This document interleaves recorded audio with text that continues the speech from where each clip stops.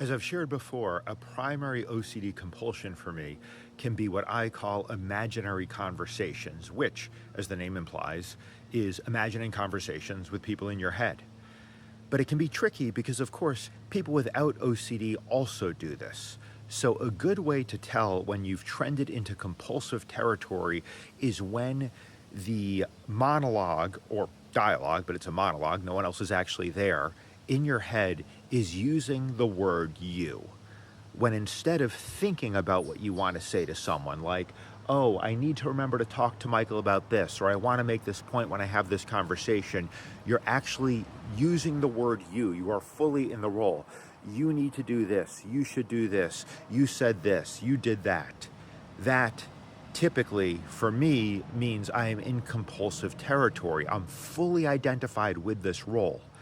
And it's a compulsion because it does what every compulsion tries to do. What I'm really trying to do is get rid of an unwanted emotion in my body.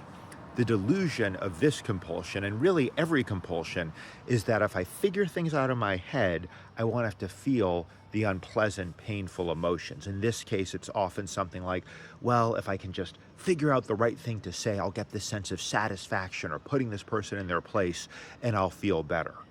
But of course, like every compulsion, all it really does is gives more energy to that emotion and sucks up more of your time and more of your mental space. So the way to freedom, as with every compulsion, is to get out of your head, stop with the dialogue or monologue, and instead go into your body and feel those emotions that this thought pattern is trying to protect you from. And those emotions typically, in fact, I'd say always, will be some sort of grief or loss that you're trying to avoid. Feeling those emotions is the way you get freedom.